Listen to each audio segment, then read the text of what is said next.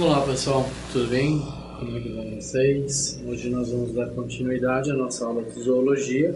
Nós vamos dar continuidade aí ao tema nematelmintos, né? Que eu falei na aula passada, que é um dos nossos mais importantes negativamente animais aí com problemas socioeconômicos que afeta aí muitos países em desenvolvimento, muitas áreas do planeta que possuem baixa higiene, baixo cuidado com a saúde, são responsáveis aí por muitos danos à saúde. Né? Dificilmente causa morte, mas pode levar à morte também. Tá? Então nós falamos um pouco, citamos o Ascaris lumbricoides, ou a lombriga, né? E no caso aqui a ascaridíase, né? Nós vamos falar da ascaridíase. O que é a ascaridíase? É a doença causada por este verme, né? Tá? A ascaridíase é causada então pelo Ascaris lumbricoides, né? Que tem no porco o hospedeiro intermediário e no homem o hospedeiro definitivo. Então, quando vocês comerem carne de porco, né? Tenham muito cuidado para verificar se essa carne está bem cozida, a fonte da carne tem higiene, é saudável, porque senão vocês podem estar ingerindo, né, a Ascaris lumbricoide, né, tá bom? Então são de 4 a 10 vermes, podem chegar a centenas, então um homem pode ter centenas de lombrigas dentro do seu organismo. Ele pode, normalmente tem de 4 a 10, mas pode ter centenas, pode ter aí muitas. E aí, com isso, aquilo que eu falei, pode sair de um estágio grave de doença para até a morte, tá? No interior do intestino humano, atinge a maturidade sexual, onde macho e fêmea copulam. Então, a cópula do macho e da fêmea do Ascaris lumbricoide ocorre no intestino humano. Então, eles se desenvolvem em outras partes do organismo humano, mas é lá no intestino que eles se tornam adultos e eles vão copular, né? Vai entrar o gameta masculino no corpo feminino, fecundar o óvulo feminino vai gerar o ovo, né? Então, eu falei aqui que pode, alguns deles ter até 27 milhões de ovos e por dia ser produzidos 200 mil ovos. Esses 200 mil ovos podem ser expelidos pela fêmea diariamente, vão para as nossas fezes e daí vão para o meio ambiente. Por isso que eu falei que quando o meio ambiente não tem higiene, esses ovos de Ascaris lumbricoides vão ficar num ambiente livre, o porco pode se alimentar dessa fezes, ou uma pessoa pode pisar e ter uma ferida e aí entrar o ovo na circulação do homem de novo, ou de um outro animal, e assim acontece o ciclo, né? O macho, então, a gente sabe, eu falei isso na aula passada, que o macho introduz as suas espículas, né, penianas no poro genital feminino e mantém então o macho unido na fêmea. Aí depois que ele mantém unido, ele vai lançar os seus espermatozoides, os seus gametas masculinos dentro do feminino. Né? Os espermatozoides são depositados na vagina da fêmea e se deslocam até o oviduto, ocorrendo a fecundação dos óvulos. Então, os óvulos são fecundados. Cada ovo resultante da fecundação ganha no oviduto uma casca rígida de quitina e sai da fêmea. Por isso que na aula passada eu falei que esse filo era chamado de askelminte, de ascon, de saco, né? Porque ganha essa cutícula e fica como se fosse uma semente de um fruto, né? Então, o embrião fica ali, né? O ovo fica ali protegido.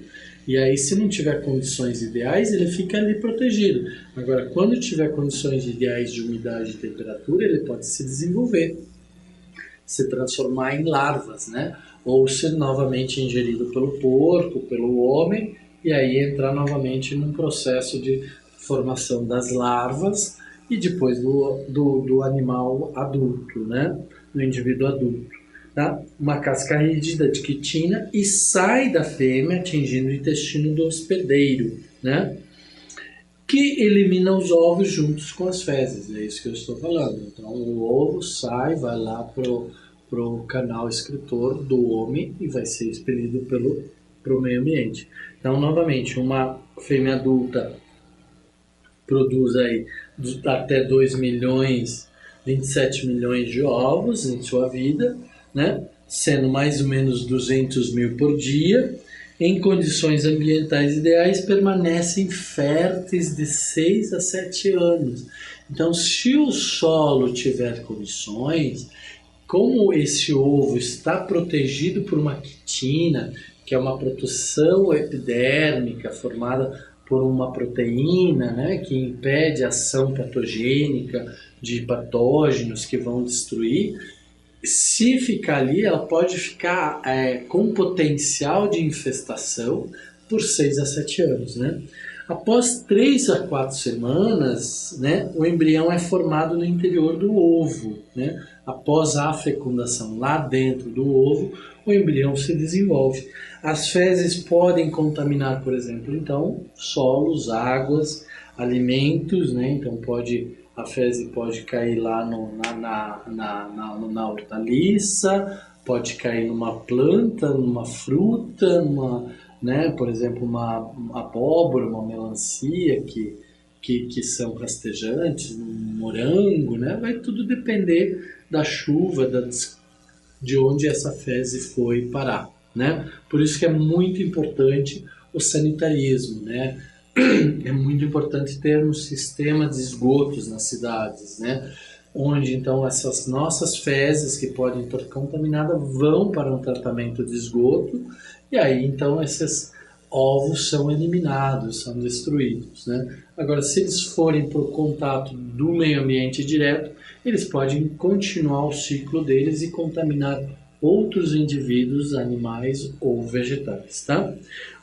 Pela ingestão, né? Então o porco se alimenta de um vegetal que tem o ovo do nematóide, e aí esse ovo do nematóide vai se transformar, já tem o embrião, vai se transformar em larva lá dentro do porco, e nós vamos nos alimentar da carne do porco. Ou o porco vai lançar suas fezes e depois nós podemos nos contaminar, ou outros porcos podem contaminar. Estão entendendo esse ciclo, né? Como é que forma, como é que acontece. Então, novamente, chama a atenção de 2 fatores.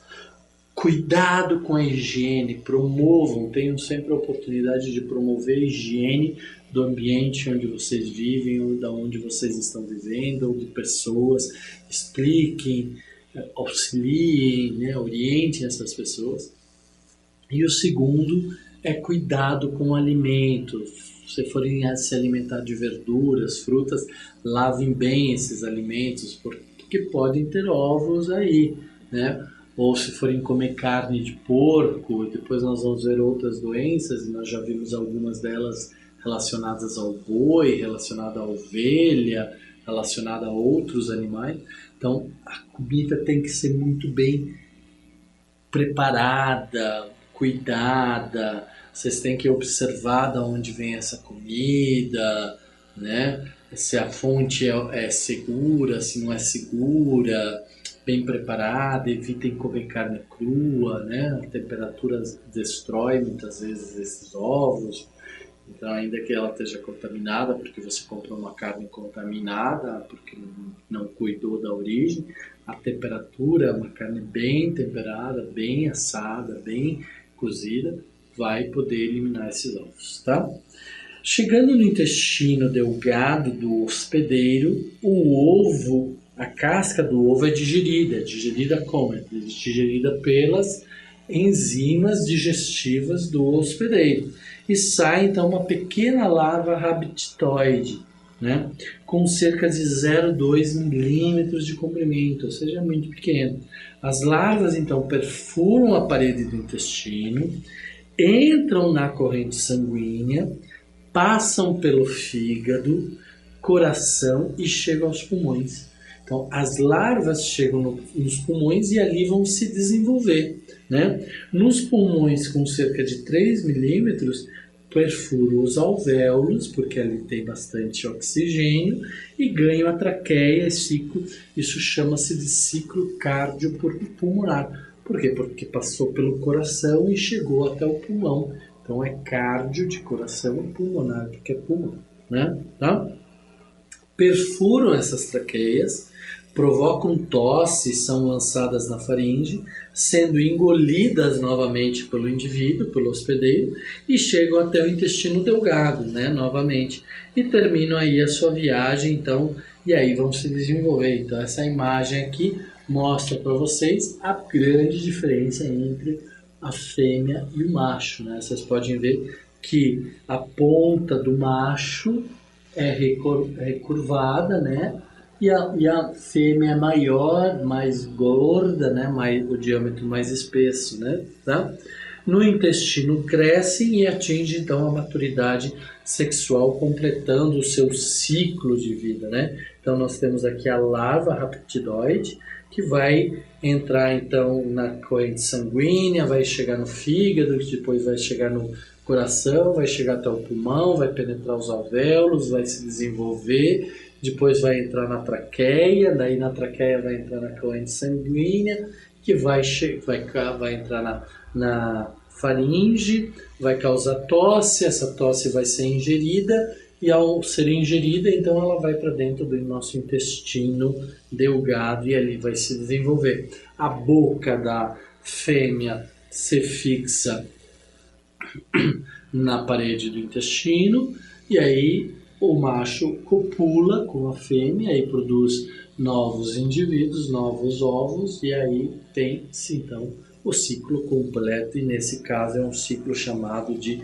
cardiopulmonar, né? Tá? E aí se desenvolve. Então vamos lá, patologia. Quais são as características da doença? O sono passa a ser intranquilo, sono agitado, desconforto abdominal, dores abdominais, convulsões, que são desmaios, são acessos de vômito, são acessos de excreções, de passar mal, né? Abdômen abaulado, então aumenta o abdômen começa a ficar maior.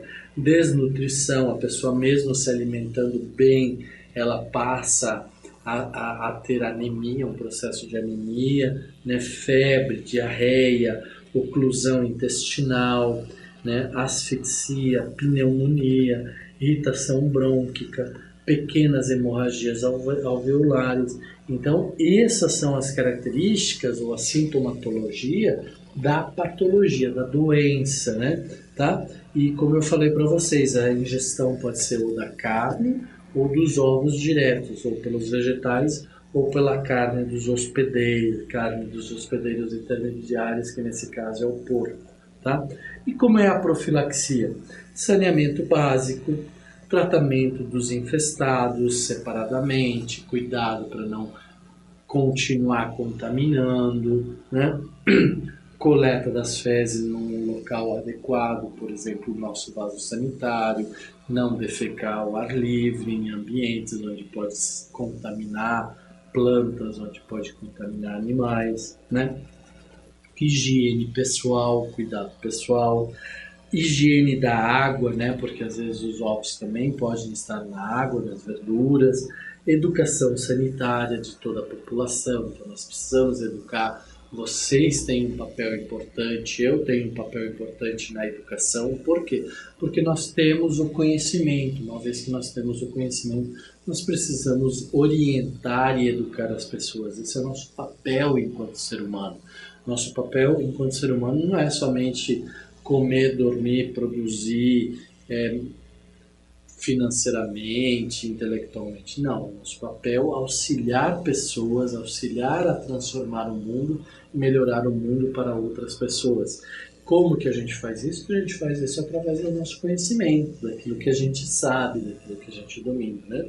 Educação ambiental, então participar de programas na sua escola, conversar com seus professores, vamos fazer tal programa, vamos fazer tal atividade, vamos esclarecer os mais novos, vamos cuidar da horta, vamos cuidar do nosso jardim, vamos cuidar do nosso banheiro para que não haja contaminação do meio ambiente, né? Então vamos dar todas essas orientações para todos os níveis. Esse é o nosso papel social extremamente importante.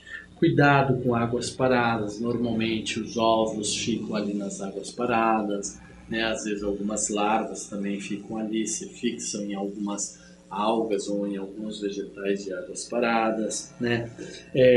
Não jogar lixo no meio ambiente, então isso também é um fator agravante, um fator que problematiza ou potencializa esse problema, né? Então aqui uma foto para vocês verem novamente de todo o ciclo de vida do Ascaris lumbricoide, né? Lembrando sempre que ele pode ser ingerido de duas formas, ou na forma de óvulos, ou ainda às vezes pode a larva lá na água parada entrar por uma ferida, uma abertura na nossa pele, ou ainda pelo consumo de carne, que tem os ovos, carne de porco principalmente, e aí nós temos todo um ciclo de produção, de desenvolvimento dessa Ascaris lumbricoide, né? Tá? Certo?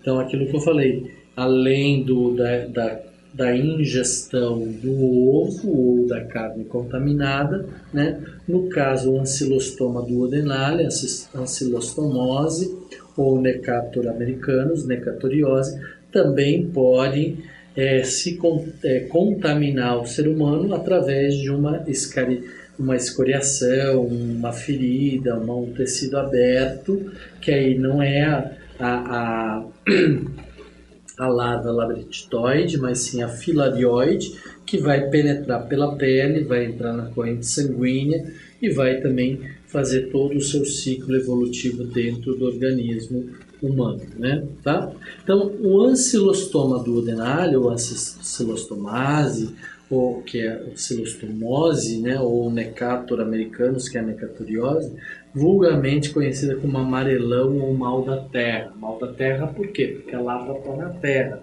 Amarelão por quê? Porque as pessoas vão adquirir uma tonalidade amarelada, vão ter uma doença, vão ter aquela característica pálida, né? Tá? Os vermes adultos habitam o intestino delgado, né? Onde se reproduzem e dão origem aos ovos, que são eliminados nas fezes. Então esse é o ciclo de todos os nematóides, né? Em condições ambientais favoráveis no solo, calor e umidade, tornam-se embrionados, né? Larvas rabditoides, 24 dias após a expulsão do ovo, né? Então eles se transformam em larvas rabditoides, né? Que abandonam o ovo e passa a ter vida livre no solo e pode ter de 5 a 8 dias, depois transformam-se em larvas filarioides infestantes, como eu falei para vocês. Então não vai ser a larva rabditoide que vai infestar, mas sim a filarioide que vai infestar a pele do indivíduo que está lá caminhando de pé descalço e tem uma ferida no corpo, né? Essas larvas penetram a planta do pé do homem, por isso o mal da terra, migram para os capilares linfáticos da derme e depois para os capilares sanguíneos, chegando ao coração e depois aos pulmões. E aí vai então para o ciclo chamado cardiopulmonar, né? Então as larvas raptidoides, depois de 5 a 8 dias no solo, se transformam em larvas filarioides e essas larvas vão infestar por meio do contato com a pele do pé do ser humano, ou até mesmo uma mão, se a gente se apoiar nossa mão e ter uma ferida, ou ter uma exposição, né? Ela vai poder entrar por aí. Depois, então, de passar pelo pulmão, de passar pelo coração, de passar pelo pulmão, elas vão fazer o quê? Vão perfurar os capilares pulmonares, vão entrar na parede dos alvéolos, migram para os bronquíolos e chegam até a faringe. Lá, uma vez na faringe, descem pelo esôfago, alcançam o intestino delgado e tornam-se, então, vermes adultos, né? Fixados pela boca, pelos dentes ou pelas placas, né? Tá? E aí então nós temos o ciclo cardiopulmonar e ali se desenvolve e ali o macho vai copular com a fêmea e vai produzir novos ovos, né? Então algumas vezes os vermes jovens são expulsos pela boca na passagem da traqueia para a faringe. Como eu falei para vocês, provoca-se muitas vezes essa tosse é muito grande, a pessoa acaba expelindo secreção sanguínea ou mucosa, e aí esse indivíduo, né, esse verme jovem, não adulto ainda, pode ser expelido pela boca, né? Algumas vezes pode ser naturalmente, né, uma situação bem feia, né? Outra forma de infestação é a larva filarioide encistada, que quando ingerida alcança o delgado sem migração.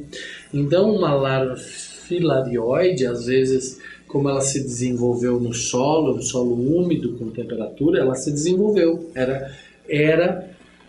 As condições do ambiente eram favoráveis à transformação da larva raptidoide em larva filarioide. Porém, veio uma seca muito grande e um aumento da temperatura do solo. Então, essa larva filarioide, ela se incesta, ela fica na forma de um casulo, na forma de um ovo, e aí ela pode ser ingerida, né? Então, por exemplo, de alguma forma ela acaba entrando na água e na água vai para um alimento e aí ela é ingerida, essa larva filarioide.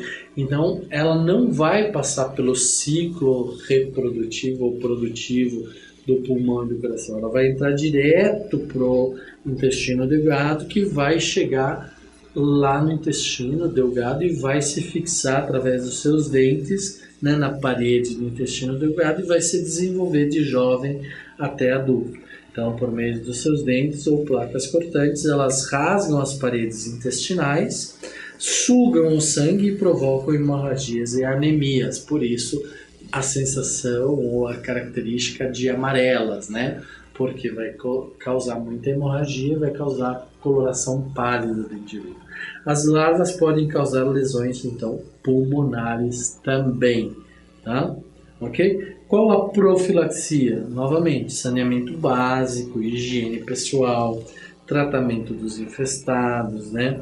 Educação sanitária e uso do calçado quando você estiver com o seu pé com algum corte ou trabalhando na terra. Então, proteja o seu pé, proteja-se com calçado. Então, esse é o ciclo, a gente já conversou aqui, né? Tá? Apesar de estar em inglês aqui, eu já expliquei todo o ciclo para vocês, né? Chamando bem a atenção do cuidado que a gente tem que ter com a nossa higiene diária, tá? Então, aqui são os exemplos das doenças. Então, nós temos a enteróbios vermiculares, a Dracunculus medinensis, né, filária da Medina, e a Wuchereria bancroft, né? São doenças conhecidas como enterobiose ou oxiriose, filariose dracunculose ou a elefantíase, né? Elefantíase é essa doença que dá essa característica de inchaço nas peles. Nada mais são do que doenças causadas por nematóides, tá? Então aqui vocês têm a sintomatologia, o habitat, quem é hospedeiro, se tem hospedeiro intermediário, que tipo de larva que ele gera, né? E como é que é feita a transmissão, tá bom? Então, dessa forma, vocês conseguem fazer um quadro de revisão, um quadro que estabelece onde estão as estruturas de cada exemplo dos nematóides. Então, nós temos o Ascaris lumbricoides, nós temos o Necanthur, né? Nós temos também o Ancylostoma. Então, como que eles se reproduzem? Lembrar que podem ser de forma direta, indireta, o desenvolvimento, tem o ciclo longo, né? Coração, pulmão, tem o ciclo rápido, que é a ingestão da larva filariose, e com isso nós temos os agravantes e os problemas de saúde aí. Ok, pessoal? Então fiquem bem, novamente estudem bem, e vou lembrar aqui vocês, para frente, para trás, para o lado, significa o quê? Conversar com pessoas, revisar conteúdos, revisar conceitos. Nunca termine uma aula sem entender perfeitamente, coerentemente, corretamente um conceito, né? Então, esse conceito é fundamental que vocês os entendam, né? Conversem com seus colegas, com suas partes, né? Façam interseções, interpolações. Ah, então isso acontece com isso acontece por causa disso, né? E assim vocês constroem o conhecimento dentro de vocês e não de forma sistêmica, não de forma sistemática, não de decoração, mas sim de compreensão. Por quê? Porque vocês conhecem o conteúdo básico. Com o conteúdo básico, vocês têm condições de raciocinar e de desenvolver o raciocínio de vocês. Ok, pessoal? Um grande abraço, muito estudo, muita força, muita dedicação, que o Enem vem por aí. Um grande abraço, até logo. Tchau, tchau.